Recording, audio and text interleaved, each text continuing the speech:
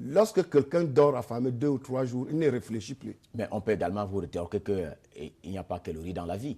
Mais oui, le riz est devenu l'aliment de base du Camerounais. Vous voyez, faites un tour au marché, vous êtes à côté d'un marché, faites un petit recensement de ceux qui mangent le riz, de ceux qui mangent les bâtons, de ceux qui mangent les ignames. Nos produits vivriers sont devenus des luxes, des produits de luxe qui ne sont pas à la portée de tout le monde. Mais le riz reste à la portée du dernier consommateur, si on peut l'exprimer ainsi. Henri, ici, vous défendez quoi? Nous défendons le riz ou bien les importateurs? Nous défendons l'approvisionnement du marché qui ne doivent être interrompus par rien au monde. Alors, lorsqu'on parle du blocage des opérations de réception et d'enlèvement du riz, notamment pour ce qui est de ce sujet relatif au taux imposé par le ministère de la Santé publique pour une nouvelle taxe, vous vous êtes concerté naturellement avec les importateurs de riz? Nous ne sommes pas concertés avec les importateurs de riz. Nous étions conviés à une réunion d'évaluation des fêtes de fin d'année au ministère du Commerce, y compris les importateurs de riz. Et à cette occasion, nous avons été donc au courant que le port est engorgé parce qu'il y a une nouvelle taxe qui ne se justifie pas, qui va se répercuter sur le prix au détail à la consommation. Est-ce que vous l'avez dit à monsieur le ministre du Commerce? Mais je crois que le ministre doit être au courant et même surpris de cette taxe-là. Je crois. Donc, parce que l'information lui a été portée par les personnes les plus avisées. Est-ce que vous avez signalé tout à l'heure que cette taxe n'est pas légale, elle n'est fondée sur aucune base juridique? Est-ce que vous n'avez pas l'impression que c'est des nouvelles mesures, notamment pour ce qui est de l'imposition au Cameroun, et par-delà tout, il faut quand même convoquer la garantie de la santé des Camerounais par rapport à ce qu'ils consomment? Je suis d'accord avec la garantie de la santé des Camerounais. Lorsqu'il y a une nouvelle taxe, elle doit être vulgarisée. Elle doit être portée à la connaissance de tout le monde. Je ne suis pas d'accord avec cette administration par embuscade. C'est-à-dire on se cache pour faire passer une injustice.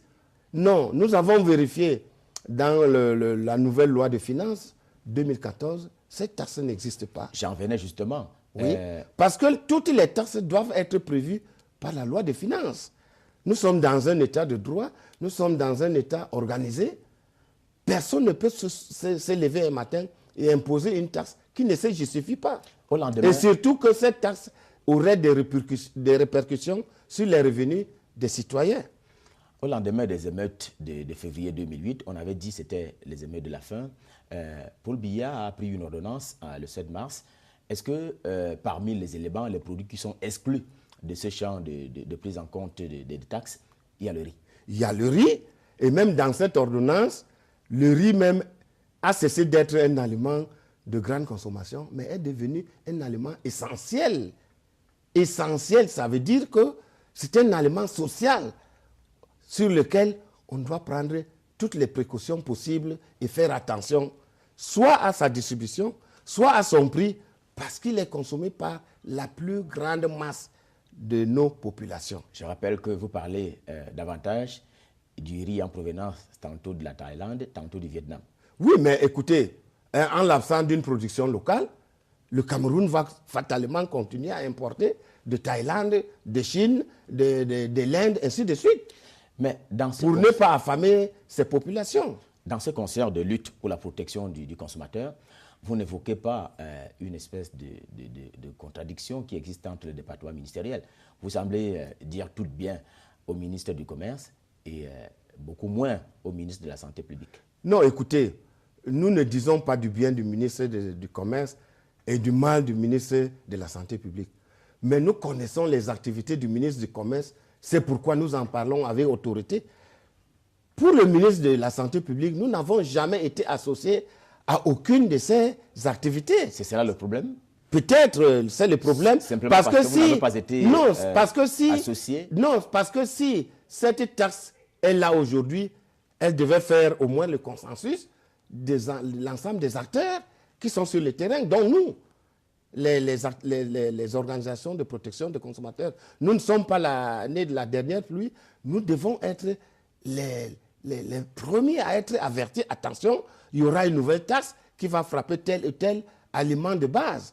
Vous dénoncez quoi? La mesure elle-même ou la procédure qui a conduit à la Nous dénonçons la mesure et la procédure parce que la procédure ressemble à l'amalgame et à la malgouvernance. S'il était donné de recommencer et qu'on vous associe à la mesure, à ce moment, vous accepteriez que les importateurs payent les 250 francs? Non, mais on devrait nous dire le bien fondé de cette taxe.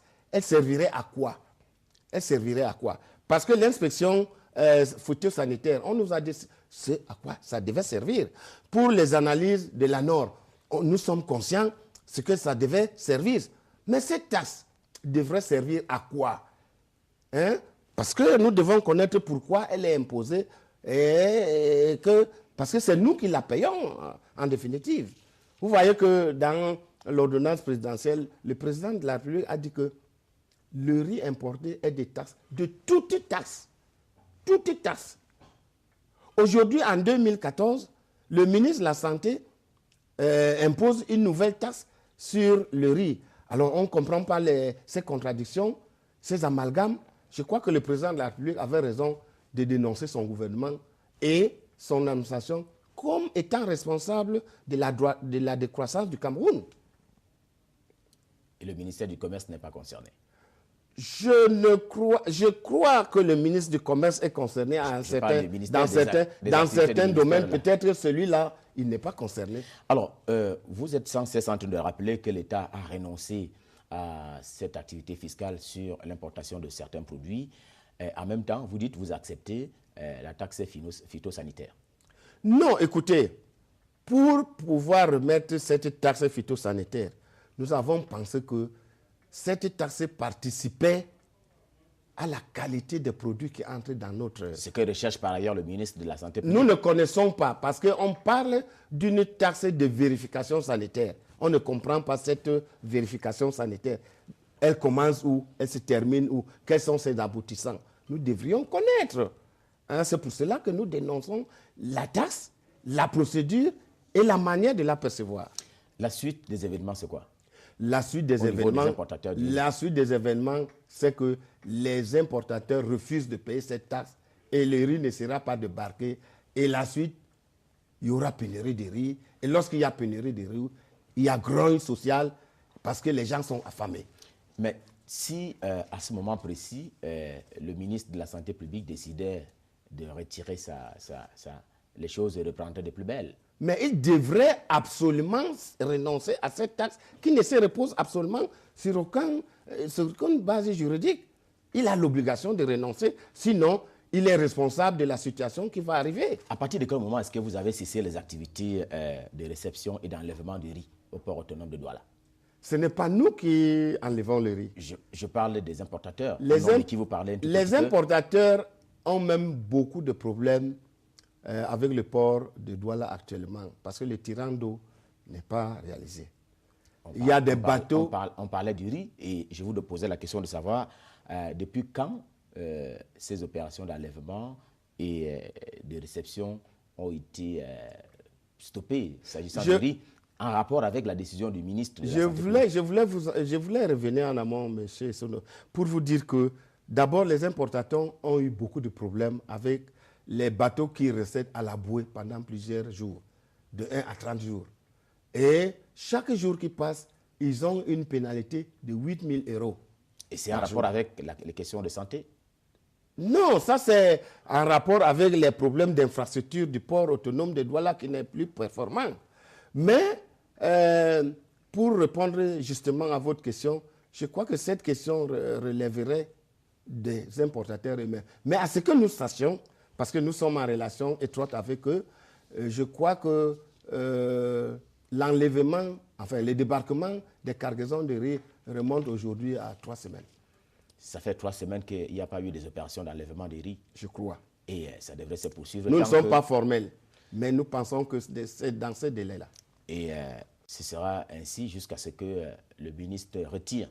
Ce serait ainsi jusqu'à ce que le ministre de la Santé publique renonce à cette taxe qu'il impose de manière, je dirais, kabbalistique. Merci infiniment, Monsieur Alphonse Essi, le président du mouvement des consommateurs camerounais. Vous êtes expert en développement, tout simplement. Merci d'être venu en direct sur notre plateau pour répondre à nos questions. On retient que les importateurs veulent la levée de cette mesure. Au cas contraire, ils ne vont pas poursuivre l'enlèvement du riz au port autonome de Douala, ce qui pourrait être une menace pour la consommation à la fois nationale, mais également, vous avez évoqué la République centrafricaine. Justement parce que le Cameroun a de nouvelles responsabilités aujourd'hui de nourrir les soldats de l'Union africaine qui s'activent à la RCA de ramener la paix. Et en même temps, le Cameroun doit nourrir des milliers de réfugiés centrafricains qui ont débarqué dans notre région de l'Est. Alors vous voyez que si le riz est bloqué, qu'il n'y ait pas la disponibilité du produit, nous pensons que le ministre de la Santé publique va porter une très lourde responsabilité nationale et sous-régionale.